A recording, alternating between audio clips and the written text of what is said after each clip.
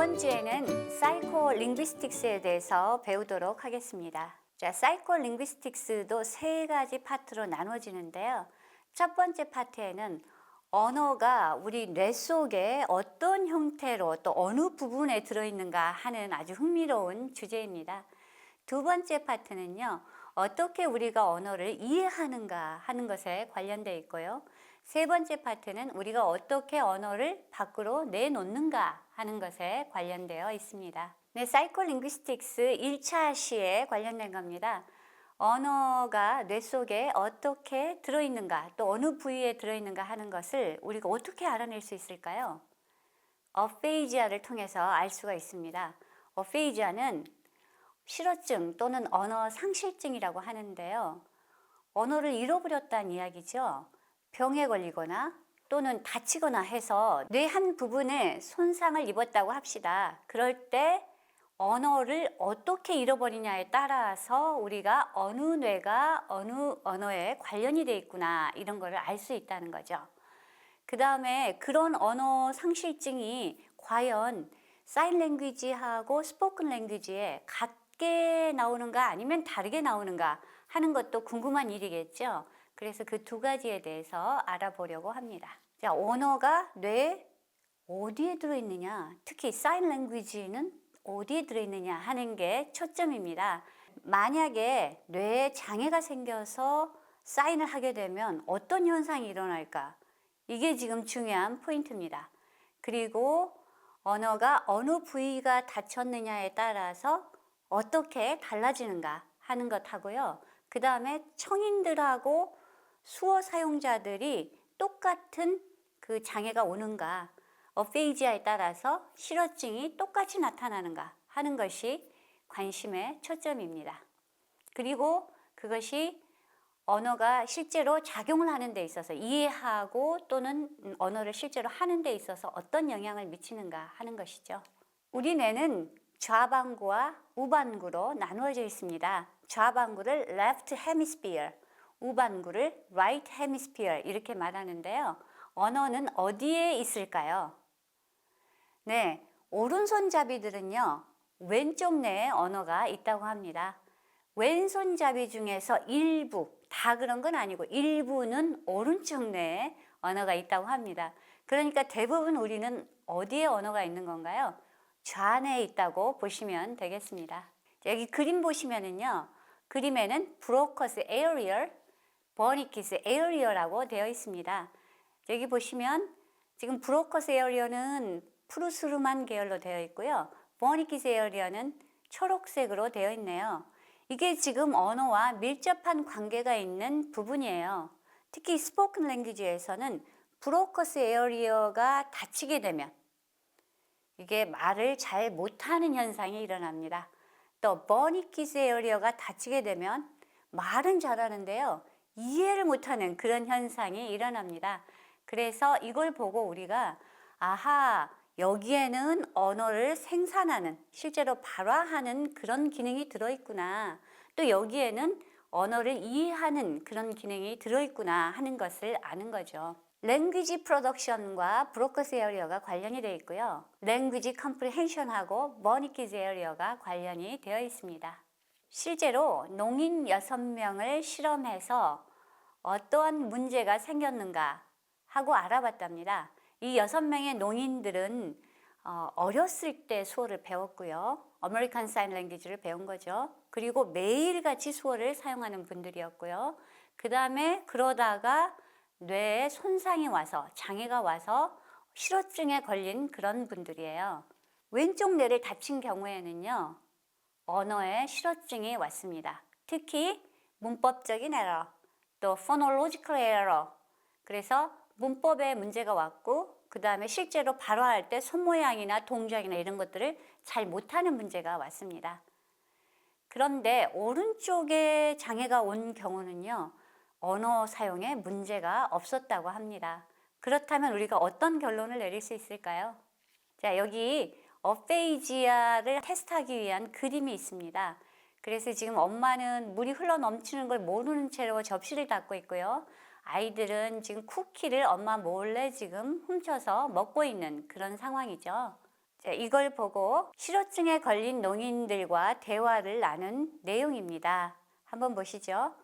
자, examiner, 검사자가 이렇게 말했어요. What's happening here? 여기 무슨 일이 일어나고 있나요? 하면서 pointing to the water spilling on the floor. 실제로 바닥에 이렇게 물이 이렇게 흘러 넘치고 있는 그걸 보고 What's happening here? 이렇게 물어봤어요. 그러니까 patient가, 환자가 what 하고 point gesture 그리고 마우스는 o 이렇게 합니다. what은 실제로 gesture를 했죠.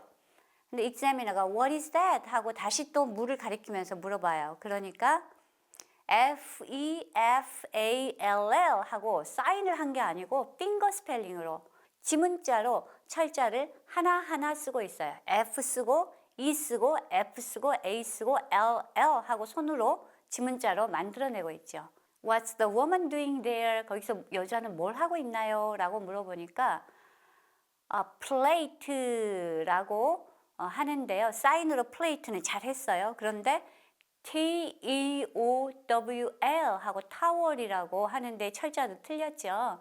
그런데 이거를 지문자로 여전히 이 핑거 스펠링으로 하고 있습니다. What's the woman doing? 그럼 여기서 뭘 하고 있나요? 또 물어보니까 turn off, turn off. 이거는 수어로 했어요. What does the girl want? 여자애는 뭘 원하죠? 그러니까 입으로는 쿠키라고 발음을 하면서 핑거를 립에 가깝게 이렇게 갖다 댑니다. 마치 그림 속의 여자아이가 쿠키를 먹는 이 모습을 그대로 재현하는 거죠. What does the boy want? 하니까 CAOOKE, 카우키 하면서 이것도 역시 핑거 스펠링으로 하는데 올바른 철자가 아니죠. 그래서 핑거 스펠링 하려고 굉장히 천천히 하나씩 발음을 하고 있습니다. 그래서 이걸 보시면 굉장히 언어가 어눌하다 이런 느낌이 드시죠? 근데 이걸 보면 실제로 발화에 문제가 있는 거죠. 듣고 이해는 해요. 그런데 내가 이거를 언어로 꺼내 놓는데 문제가 있다는 거죠. 그래서 랭귀지 프로덕션에 문제가 생겼습니다. 그래서 이거는 브로커스 페이지입니다. 아까 프루스루만 지역 있었죠. 그 부분에 문제가 생긴 거죠. 실제 영어의 어페이지아를 한번 봐볼까요? What happened 하니까 patient가 환자가 쿠키자, flower, chair, water, empty, of 이것도 이렇게 빠르게 말 못합니다. 어눌하게 해요. 쿠키자, flower 한참 있다가 또 chair, water, empty, of 이렇게 합니다. overflow 자, of 하고 말을 잊지를 못하니까 연구자가 overflow 하고 물어보죠. 그러니까 yeah 하고 말하죠. 그래서 이것도 역시 지금 어눌하게 말을 합니다. 머릿속에 생각은 다 있고 뭔가 이해하고 말하려고 하는데 제대로 안 나오는 거죠. 이것도 역시 발화에 문제가 있는 브로커스 페이지입니다. 그래서 문법적으로 말을 못하고 있죠. 그냥 단어만 나열하는 식이죠. 그래서 agrammatical speech가 나타난다라고도 이야기합니다. 이거는 어떤 상태냐면요. chair 대신에 bed라고 발음하고요. son 대신에 daughter라고 발음하고요. room 대신에 floor라고 발음합니다. 제가 지금 발음한다고 말했는데 대문자로 써져 있으니까 수어를 한다는 이야기죠. 단어를 대신해서 하는 현상, 이게 지금 substitution 현상인데요. 이거는 버니키스 어페이지아에서 자주 나타나는 현상이라고 합니다. 그 밑에는 독일어가 나와 있거든요. 이거는 수어가 아니고 실제 스포큰 랭귀지 독일어입니다. 그래서 엑스커베이터 대신에 크레인을 발음하고요. 글래스 대신에 카레프를 발음하고 콤 대신에 헤어 텔레폰으로 발음해버립니다. 아주 단어를 바꿔서 쓰는 거죠. 그래서 렉시컬 서브스티튜션 같은 경우는 실제로 말은 유창하게 잘하는데 뜻을 잘 몰라서 자꾸 헷갈려가지고 엉뚱한 단어로 하는 이 언어 이해에 문제가 있는 버니키스 어페이지아에 해당된다고 보겠습니다. 자, 지금까지 내용을 보시면 좌뇌의 모든 언어를 담당하는 그런 지역들이 있구나 하는 걸 아셨을 거예요. 브로커스 에어리얼, 버니키스 에어리얼 모두 다 좌뇌에 있는 것들이니까요. 그래서 지금까지 좌뇌가 언어를 담당한다 라고 이해를 하셨는데요. 최근의 연구에 따르면 우뇌에 문제가 생겨서 어페이지아가 온 그런 농인들도요. 문제가 역시 있다고 합니다. 자기 문장 내에서 가리키는 것은 어렵지 않게 하는데요. 문장 단위가 넘어갔을 때 가리키는 게 굉장히 어려워진다고 합니다. 그렇게 보면 저 안에는 좀 더 언어의 구체적인 것들, 예를 들면 음성적인 것이나 수형이나 수동이나 수향이나 수위 같은 것들, 그리고 형태론적인 것들, 그리고 문장의 구조 같은 것들, 이런 것들이 관계가 되어 있고요. 우운에는 좀 더 길게 이야기할 때, 담화상으로 이야기할 때 이게 우운에가 이거를 관장한다는 것을 알 수 있게 되었다는 것이죠. 이것은 언어를 사용할 때 뇌를 fMRI로 찍은 모습입니다. 영어 사용자들은 이렇게 왼쪽에 있고요. 그 다음에 사인 랭귀지 사용자들은 이렇게 오른쪽에 있습니다. 그래서 왼쪽을 보시면 위쪽이 뭐냐면 left hemisphere, 아래쪽이 right hemisphere예요. 보시면 언어를 사용할 때 왼쪽 좌반구는 굉장히 활발하게 움직이고 있죠. 우반구는 좀 덜 활발하죠. 그래서 언어를 사용할 때 정말 좌반구가 역할을 많이 하는구나. 그리고 아까 보셨다시피 브로커 지역하고 버니키 지역이 노랗게 표시가 되어 있습니다. 브로커하고 버니키가 굉장히 활발하게 움직인다는 걸 알 수 있는데요. 우반구의 경우는 그 외의 지역들이 조금 이렇게 움직이고 있습니다. 그래서 스피커하고 사이너들하고 큰 차이를 보이고 있지는 않죠. 물론 스피커의 경우는 버니키하고 브로커 에어리어가 조금 더 정확하게 나누어지는 경향이 있고요. 사이너의 경우는 브로커 에어리어가 조금 더 넓고 버니키 에어리어가 조금 더 뒤쪽까지 퍼져 있습니다. 왜냐하면 거기에 시각을 담당하는 앵귤러 자이러스가 있기 때문인데요. 그런 차이를 빼고는 거의 비슷하게 나타난다 하는 것을 알 수 있습니다. 자, 키워드를 한번 알아볼까요? 자, 지금까지 어페이지아, 실어증에 대해서 알아봤고요. 그 다음에 어페이지아 중에서도 좌반구에 문제가 생기면 정말 언어에 큰 문제가 생긴다는 거. 그런데 우반구도 언어에 뭔가 글로벌 프로세스, 조금 오래전에 했던 이야기를 기억해서 다시 하는 것, 이런 경우는 우반구도 분명히 관련이 되어 있다, 이런 이야기를 했습니다. 브로커스 어페이지아는 주로 랭귀지 프로덕션에 문제가 생긴 경우를 말하죠. 그리고 아그라마티즘, 그래마가 없는 상태가 돼버리는 걸 말합니다.